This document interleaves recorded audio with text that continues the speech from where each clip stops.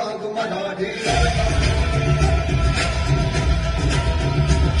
सचमुच नाक दिल नाक न प्यारे साथ पे तुझे राग मराठी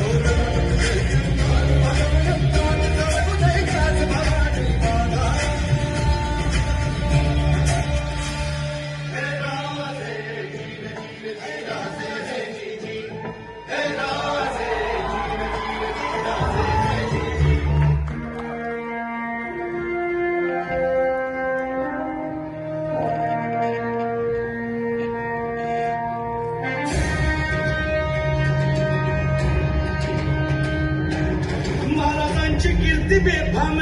भाल्या भाल्यानं फुटला घाम याला कोण घालील यस्सेने दरबारी कुस्ती बेगम इतक्यात अचानक एक सरदार उठला बोलला हम लाएंगे शिवाजी को मग त्यानं विडा उचलला नवतेच अफजल खाने या नवतेच अफजल खाने गीता जागताचा नुस सहिताने कान बोलला छाती ठोकून शिव बोला टाकतो चिरडून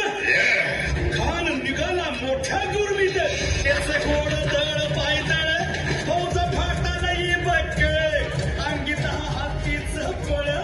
वाहणारा कपी चुळचुळ कोण रोखणार हे वादळ खानाला कसा ठोपणार काय लढवावा हुन्नर चिंतेत पंत सरदार महाराज आपला जीव मोलाचा आहे खानाचं सैन्य अफाट आहे त्याच्यासमोर आपला टिकाव लागणं अवघड आहे काही दिवसांसाठी आपण कुठेतरी अज्ञातस्थळी निघून जाऊ काय म्हणालात रायबा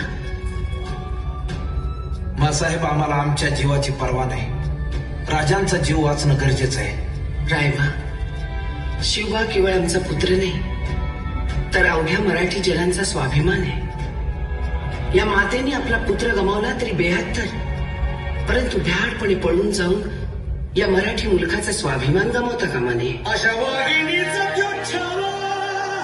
मासाहेब आपला पुत्र आणि मराठी मुलखाचा स्वाभिमान विजय टिळा लावूनच परत येईल.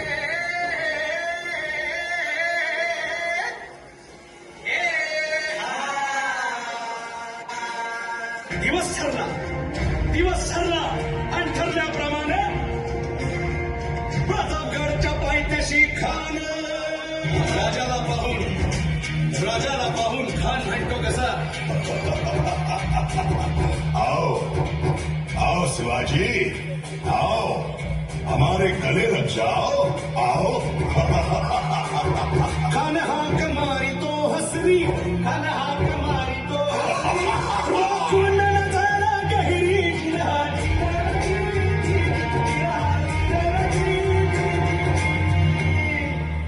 खानानं राजाला आलिंगन दिलं आणि दगा केला खान अभिमान मान्या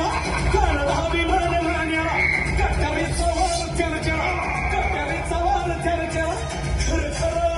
खर आवाज झाला चिलखत होतय अंगाला खानाचा वार फुका गेला खान येडबडला इतक्यात महाराजानं पोटामध्ये पिचवट केला